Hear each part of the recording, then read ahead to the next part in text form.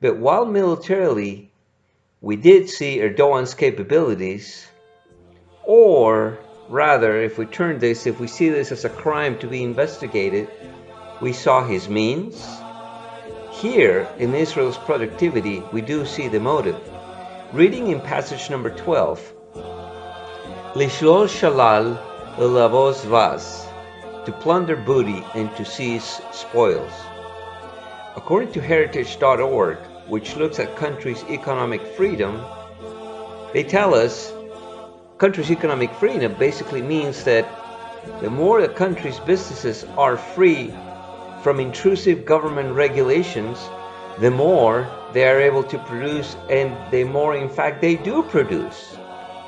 As I mentioned earlier, in the 70 years since its birth as a modern nation, Israel has been a very productive country and one of the leading nations in the world for productivity in a number of areas.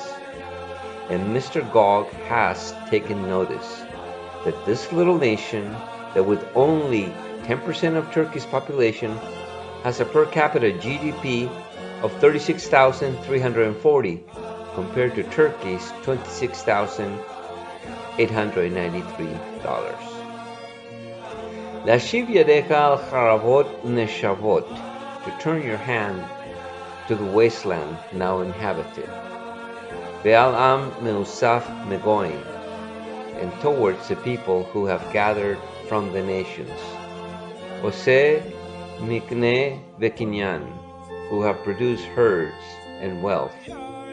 Gog wants this wealth. Yoshve al tabur haaretz, who dwell in the midst of the land. Going back to passage number 11, Kolam yoshvin be'in choma, they all dwell without a wall. The fact is that we are today in a moment of history where our land was desolate and it has come back to life. We came from many nations that attempted many times to destroy us, and we have come back to life, and we are coming back to life. Certainly, we were second-class citizens in many, many places. Now, we live in the safety of God's blessings towards us, combined with the mighty hand of Israel's security forces, which have stretched out as far as Buenos Aires, throughout Europe, Entebbe, Uganda, Baghdad, Tehran, just to name a few, against those who have done us and against those who would do us harm. So perhaps the timing for this prophecy is now, because we do live in towns that have no fortifications. Uvriaf udlataim ein laim, they don't have any bars or gates. Besides our young men and women, we have no gates in our towns. Our gates are against would-be terrorists, not against an invading army. Certainly, someone like the Tayyip would not consider these as gates if he wanted to invade us. Whether it is Haifa, Herzliya, Tel Aviv, Yerushalayim, Tiberia, and many more, you can just drive in. So we have seen Gog has the means. We have seen his motive. Does he have the opportunity? Let us now turn to what the operation would actually look like. As we mentioned before, Turkey has the second army headquartered in Malatya with units all along the Syrian border from Adana to Silopi.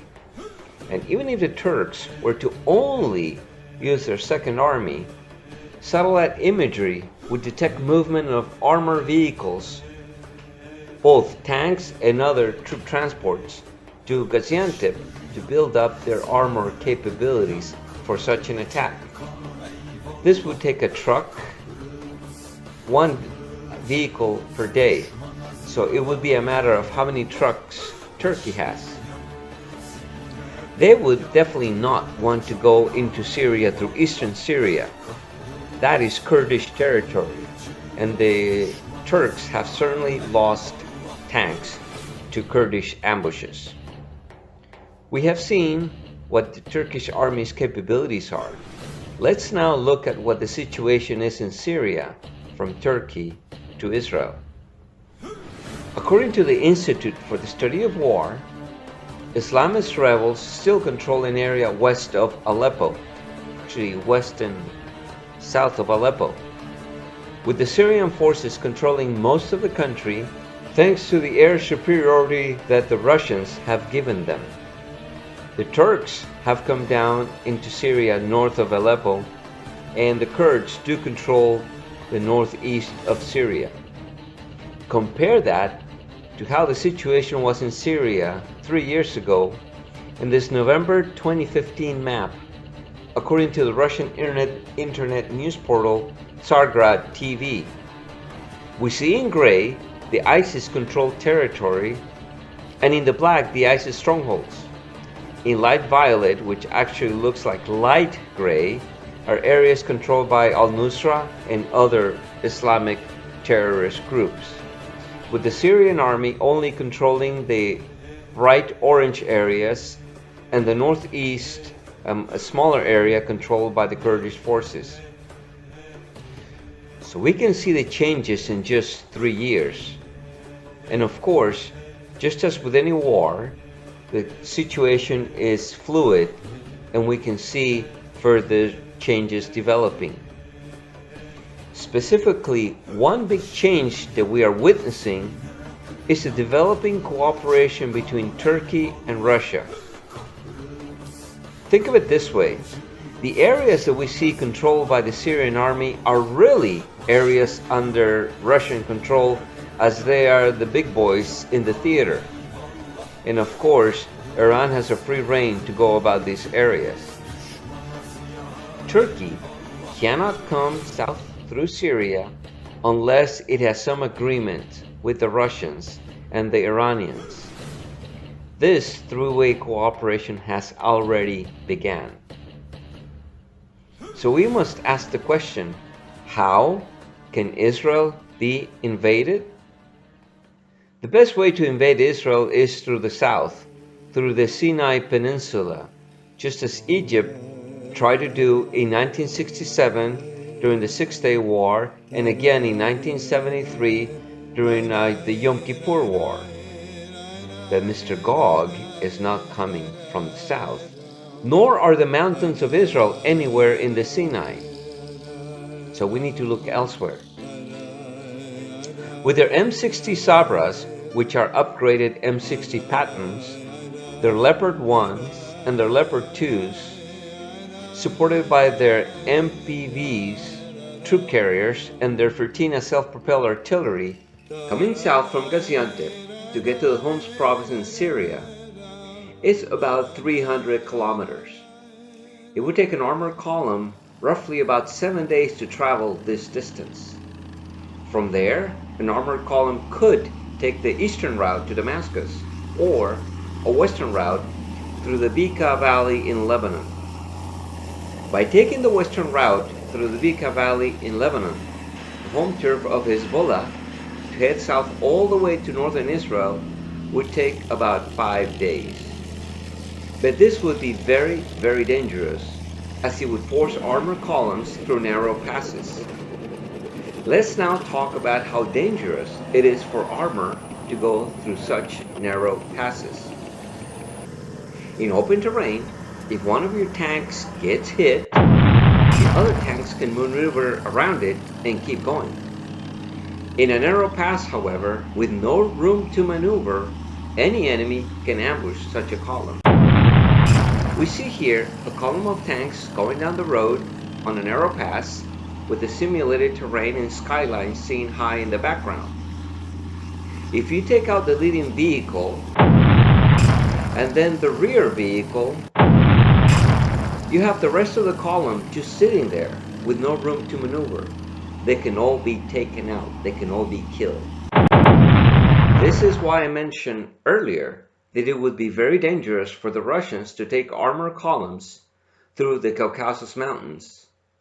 With too many narrow passes, it offers the Georgians or the Turks or any enemy many opportunities to set up some very nasty ambushes and destroy many armored vehicles. Let's continue with Mr. Gog's armor advance south. By taking the eastern path to Damascus, there is better terrain for maneuvering lots of armor. From Homs to Damascus, it would take approximately 4 days of unchallenged movement.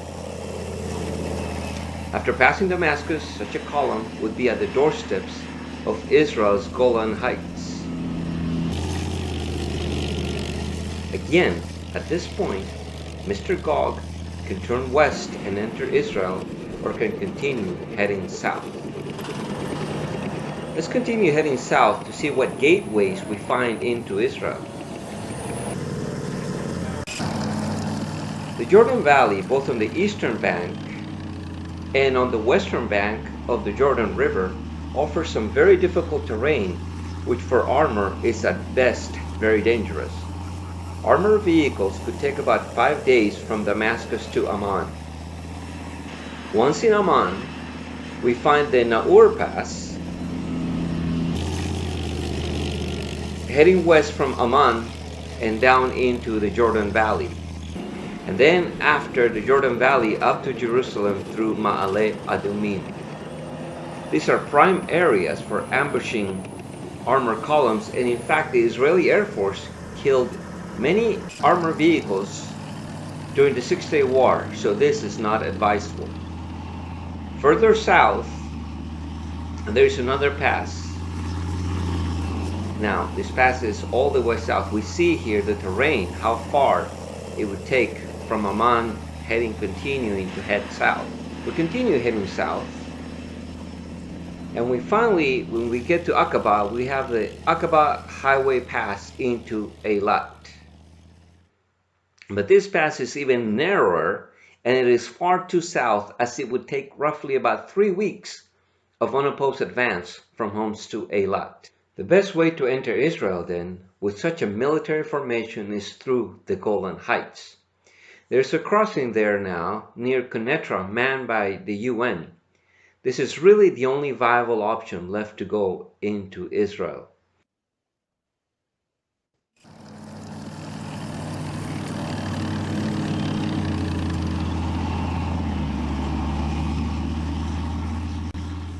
This is exactly where the mountains of Israel are, as we see here in the panoramic view of the mountains of Israel in the north.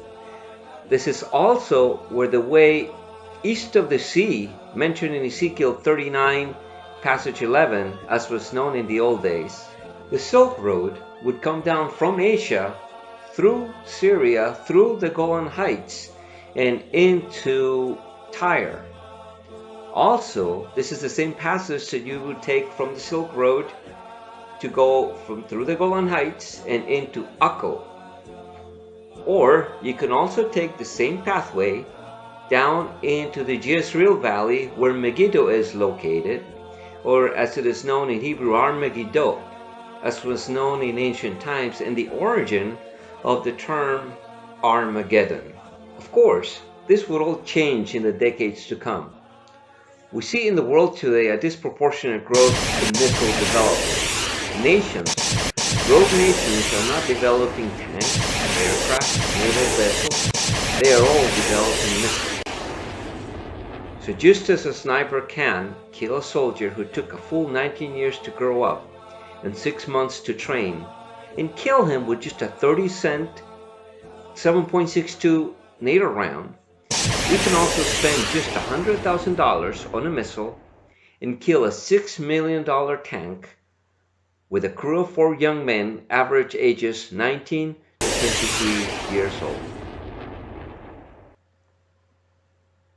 The nature of warfare is changing, and the invasion of Israel, as estimated on this presentation, will be obsolete in a few years, as it will be just too expensive to develop and produce armored vehicles, only to have them easily killed with much cheaper and ubiquitous missiles.